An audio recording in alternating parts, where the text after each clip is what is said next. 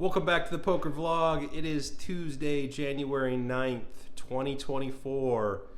We are going to head back to the Wynn today and see if we can't get a winning session in at the Wynn. I have yet to have a winning session at that property, so I'm going to change that. Either today or one of these days, we're going to have a winning session at the Wynn. So let's get into it. We're going to get into the 1-3 streets, buy in for the max for $500. And see if we can't run it up. And who is William Onyebor? Nigerian Funk. Check it out.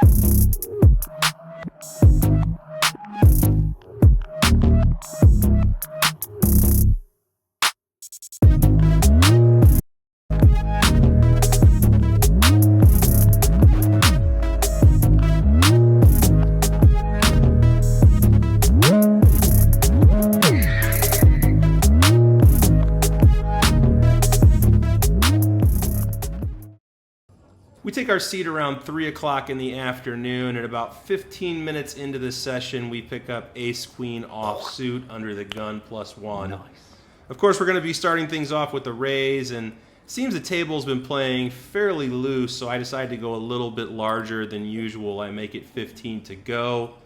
The player directly to my left in middle position, 1, who has recently lost a couple of decent-sized pots back-to-back, and he seems to be steaming, re-raises to $50. He's on a short stack and he only has about another 150 or so behind after his raise, so I'm pretty sure I remember seeing a video recently, GTO video, that said you're supposed to be willing to stack off lighter when stacks are shallow, and this seems like a good spot to do just that, so I go ahead and put him all in.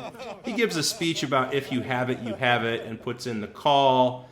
We don't have it yet, and the flop is no help when it comes down king of clubs, 4 of diamonds, 9 of spades. Brick on the turn and a brick on the river, so we don't improve, and he shows queen of clubs, queen of diamonds for the win. So unfortunately, we're going to lose this first hand of the session, but no worries. We are going to top back off and get in it on these next upcoming hands, so stay tuned for that. We add on for another $200, and this very next hand we are dealt in ace-king of hearts under the gun. The poker gods are looking down on us. It's time for some redemption here. Let's win some of our money back. I raise it up. I make it 15 to go. Folds around to the low jack, who initially tries to put in the $3 call, and the dealer tells him it's 15 to go. And he must not think there's much difference between $3 and $15 because he goes ahead and calls the 15. Folds to the small blind, who also puts in the call. Now I'm just thinking, let's make this interesting, dealer. Let's see a non-paired board with some hearts out there. We see the king of spades, queen of clubs, 9 of diamonds. So no hearts, but it is a non-paired board, and we did flop top pair, top kicker. Small blind starts things off right. He leads with a check. It's over to me, and I count out a bet of $25, wanting to get value from worse king X hands and from straight draws here. Low jack thinks 25 is a pretty good price and almost instantly calls. Small blind does not like being out of position, so he gets out of the way, and we are heads up to a turn. I'm praying for a brick, and that is what we get. It is the deuce of clubs. If I was ahead on the flop, I should still be ahead on this turn card, so I continue value betting here for 60. Over to the low jack, who thinks for a moment and then just starts counting out a $60 call. I think if he had a strong hand here like 2-pair or a set, we would definitely see a raise very frequently on this turn. So when he puts in the $60 call, I think we're pretty good here. I think we have the best hand quite often, so I'm feeling pretty good. Just hoping for another clean card on the river. And that's what we get. We see the 4 of diamonds. No reason not to continue value betting here, so I decide to fire out and I lead with a $100 bet. Just praying that the low jack has some type of king X hand that he could call with that we can get value from, but he pretty much quickly folds and we don't get any value, no value to be had here, unfortunately.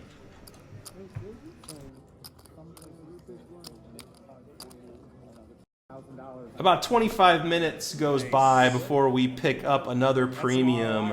We see ace-king offsuit under the gun. Certainly going to be raising this up. I make it 12 to go. And the player to my left, who is in the under the gun +1 seat, who 3-bet me earlier with pocket queens, 3-bets again. But this time he goes with a small sizing. He decides to make it 26 to go. It's basically a min raise. A little strange. I'm not sure if this is a bluff or if this is for value. He re-raised large with queens. Now he's re-raising small. So not sure what this means, but player in middle position cold calls the $26 raise, and it's back over to me.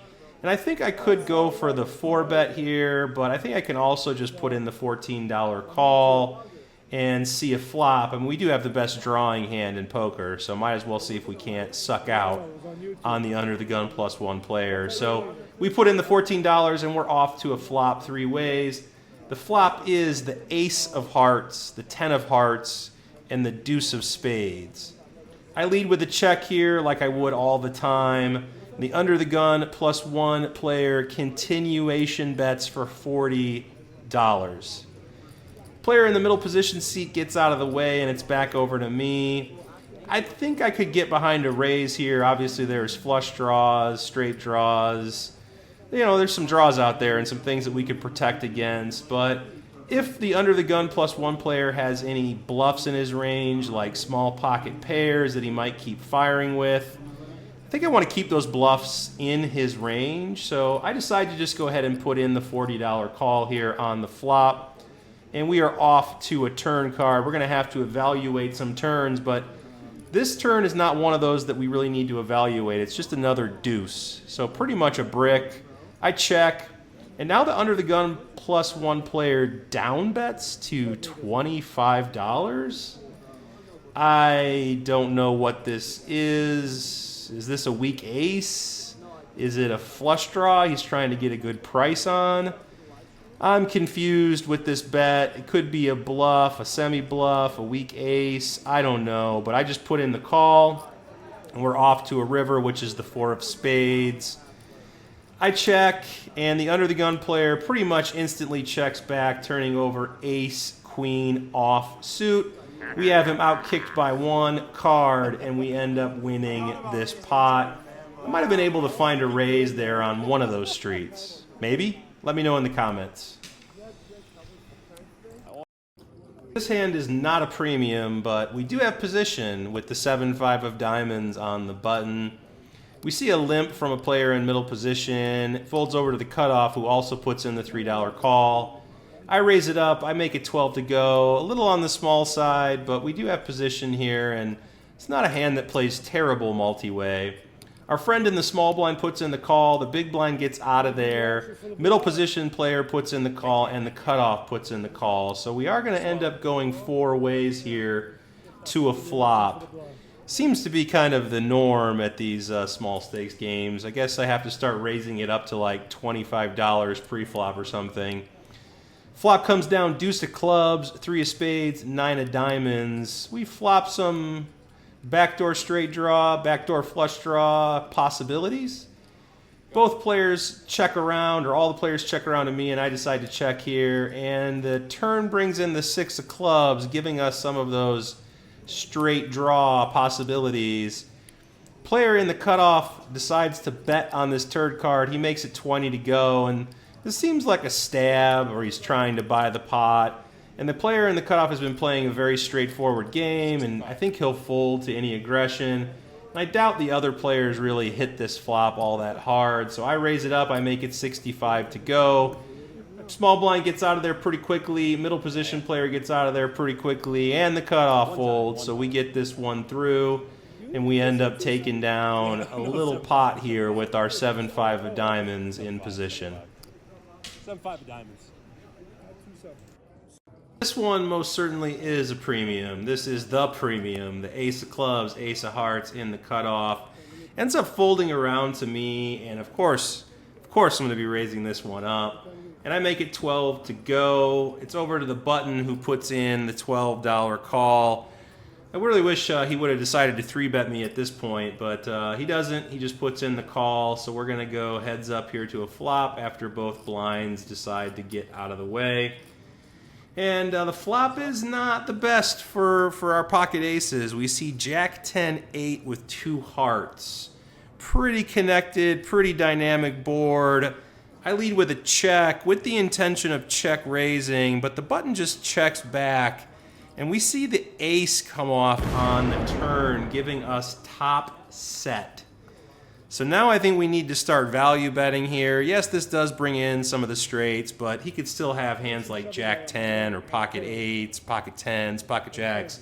A lot of hands that we can get value from, but when I start betting, he immediately folds, and I show him that we've turned top set, and he insists that we show this hand on the vlog. So I am putting it out there for all of you to see. Actually, I don't even think it makes the vlog. I only won like 15 bucks. Of course it does. But you talk about the pocket aces. You talk about the pocket aces. This might be the hand of the session. We pick up Jack 10 of hearts in middle position 1 seat.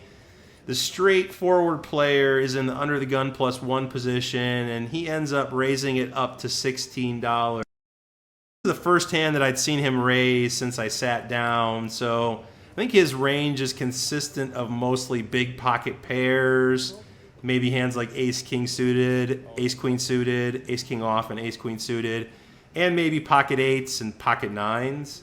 I think Jack 10 of hearts seems like a good hand to crack that range, and we've got 2/5 of a royal flush, so we've got a call, right? So I put in the 16, and everyone else at the table gets out of the way, and we are off to a flop heads up.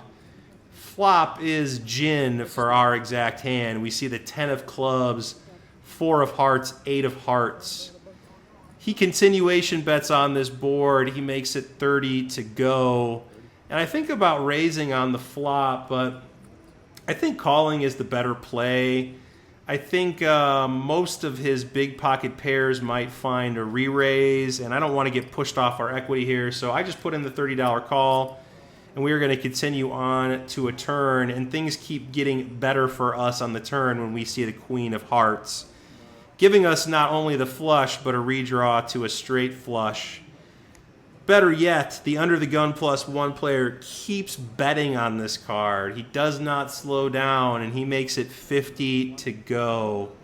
Now, once again, I am thinking about raising on this turn. I think he's going to have hands like the ace of hearts, the king of hearts, so like ace-king with the ace of hearts or the king of hearts, aces with the ace of hearts, kings with the king of hearts. And I don't think he's ever going to fold those hands to a raise. I don't know. He's very tight and very straightforward. So I just settle on calling and evaluating on the river.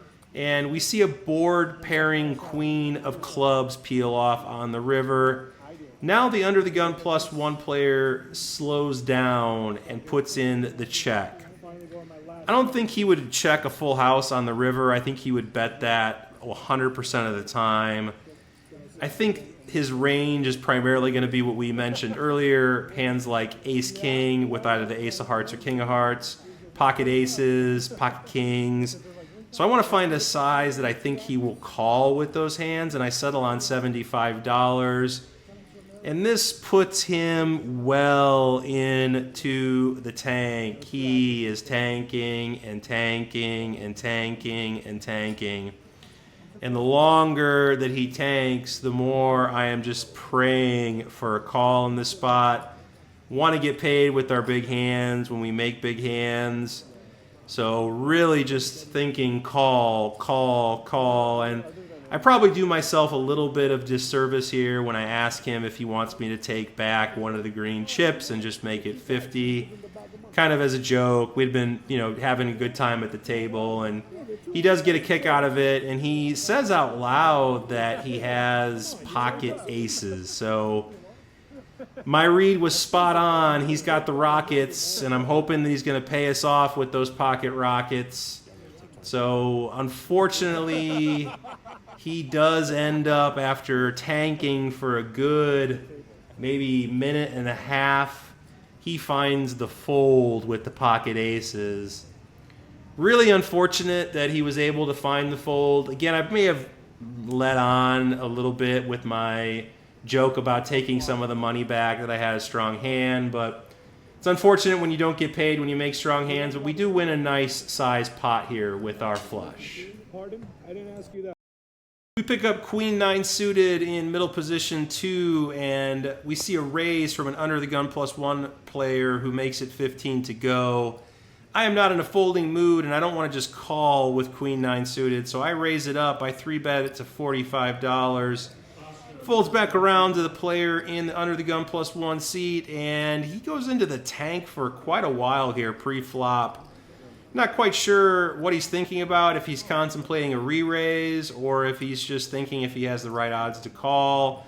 But the longer he thinks, I'm pretty certain he doesn't have a super strong hand here. He might have a hand like pocket 10s, pocket jacks, could have a hand like pocket 7s, or maybe a hand like queen jack or queen jack suited or king jack suited, something like that. Eventually, though, he does find the call, so we're going to continue on, and we're going to go heads up here to a flop. It's not the greatest flop for our hand. We do flop a pair. We see the 9 of diamonds, 8 of diamonds, king of spades. Very connected and very dynamic board. So when under the gun +1 puts in the check, I want to continue to represent a strong hand here. I go ahead and fire out for $45. Same sizing as the pre-flop 3-bet.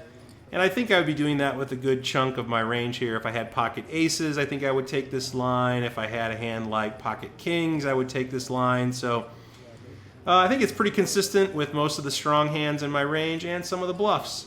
He does eventually find the call, and we see a very good card on the turn to continue repping our story. It's the ace of spades, which brings in the backdoor flush. Plus, we can represent a lot of the ace-king type hands and aces type hands in our range. So when he checks it over to me again for a second time, I think I want to continue telling my story here and continue betting, and I want to go with a little bit larger sizing here on the turn. I think I lose track of the actual size of the pot because I think I should have went a little bit bigger, like 150, but I end up settling on $125 on this turn card, and he instantly folds and we take down this pot.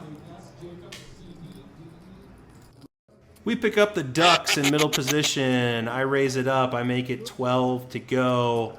Might be a little loose, but can't be too terrible raising a pair pre-flop, right? We end up getting a call from the player to our direct left who's in the low jack seat. He just won a big pot, and he's new to the table, so I don't know much about him, but he goes ahead and puts in the call. That invites the hijack along as well, who puts in the $12 call. Cutoff and the button and the small blind are all going to get out of the way, but the big blind wants to come along for the ride, so he puts in the additional money, and we are going to go 4 ways to a flop here. As the dealer is pulling in the chips and dealing out the flop, I see the beautiful deuce of spades right in the window of a flop of deuce, ace of spades, 6 of hearts. Big blind checks it over, and I'm going to continuation bet here now that we've flopped a pretty disguised set. I make it 30 to go. Player in the low jack gets out of the way, but the hijack puts in the call and everyone else folds, so we're going to go heads up to a turn card, which is the 7 of diamonds. Player in the hijack only has about another 120-ish left, so I go ahead and put him all in here, thinking he's probably going to call with any ace-x hand, or maybe even a spade draw, but unfortunately, he does find a fold. We just, for fun, show him the flopped set, let him know that we had it. and we end up taking down a small pot here with our ducks. When we get carried away with top pair and a weak kicker, we look down at ace-4 of spades in the small blind. We see an early position player limp, and then we see a couple of players in late position also put in the limp. And it's over on us, and I decide to raise this up, but I make it small. I go $12. Should be raising larger here. Should be going like $20, $22 with all the limpers and the fact that we're going to be out of position for the entire hand, or just over limping. So yeah, I don't really think raising here was the right play pre-flop, but as played we raise and we end up getting all players to call. So we're going to go multi-way here to a flop. 4 players seeing a flop of ace of hearts, queen of spades, 9 of clubs. It gives us top pair with a backdoor flush draw, and I continue to dig myself a hole here and bet $25 into multiple players. Player in the under the gun +1 position puts in the call. Everyone else does get out of the way. Takes them a little bit, but they eventually do fold. So we're going to end up going heads up here to a turn. I'm telling myself that I'm going to be shutting down on any turn that isn't a spade. And I think I should probably be checking most spades as well. I haven't checked the solver on that, but I think a lot of cards my hand is going to want to check on the turn. So we see the 6 of clubs on the turn, and for some reason I can't follow my own advice, and I end up continuing to bet here. I fire out for another $35 bet, and this is just terrible play all around, all the way from pre-flop to the turn. The player in the under the gun +1 seat really only has like 100-ish behind, and he's got a short stack, so I really don't think we're going to be good here, and we should just get our showdown value or try to get to showdown. He tanks for a little bit, but he does put in the $35 call, and now we're off to a river, and I think I'm just going to have to shut down on most rivers, and the queen of hearts certainly seems like a hand or card that we would want to shut down with. So I check, and this puts the player into the tank a little bit here. Again, he's got a very short stack here, maybe about $65 left after his call on the turn. And he starts counting out a bet here of $45, and I just pretty much snap fold here. I show him the ace, let it go. He does look a little upset that we folded the ace. Card dead for about an hour before we pick up king 9 of spades in the cutoff. Ends up folding around to the player in the 9 seat, who is the player that started the session off by 3-betting us with queens. He's now over in the 9 seat, and we have position on him. And he decides to bump this up. He makes it 17 to go. I think about 3-betting him here. I think I could 3-bet and isolate, and I think our hand plays fairly well in position as a 3-bet. But I decide to take the more passive line and just put in the call. And this invites the button along as well, who puts in the call. So we're going to go 3 ways to a flop and see if we can't make something happen here against these 3 opponents. Everyone else gets out of the way, and the flop comes down pretty good for our exact hand. We end up seeing king of diamonds, 9 of diamonds, 4 of spades, flopping top 2 pair. Hijack starts things off with a check, and I want to start building a pot here and charge any draws. There's straight draws and flush draws out there, so I fire out a bet here of $30, trying to start to build up a pot. It's over to the button, who decides $30 is a good price, puts in the $30 call, and the hijack gets out of the way. So we're going to go heads up to a turn, which is the 4 of clubs. I don't think we should be too worried about the board pairing here. I think we still rate to have the best hand. Most of his range is going to consist of draws, so he's only got about $100 left. I go ahead and put him all in, and he doesn't think too long at all before just going ahead and laying it down, which is unfortunate. We don't get any additional value here with our top 2 pair. And that's going to do it for this session. That's the last interesting hand we played before ending the night. Hope you guys enjoyed the hands. Sorry, I didn't mean to chuck it at you. Unless you like me. All right, so we just got done playing our session here at the Wynn. We unfortunately did not book a win at the Wynn, so we are still 0 for 4 here at the Wynn. Need to change that sometime really soon here. We came close. At one point we were up about 200, but you know how it goes. We ended up giving some back. So in the game for 700, out for 663. So basically break even poker. But the table was a blast. So to everybody that I played with tonight, you're all awesome. It was a lot of fun. A lot of laughs, a lot of jokes. Everybody was having a good time. Everybody was getting in there and gambling, and it was just all around a really fun table. One of the funnest sessions I've had in poker in a long time. So that's going to do it for this episode. If you liked it, please do hit the like button. Please leave a comment below if you'd like to get in touch with me. I will get back to you. And subscribe to the channel and hit the notification bell so you don't miss future episodes. And I will see you all in the next episode. Until then, good luck at the tables.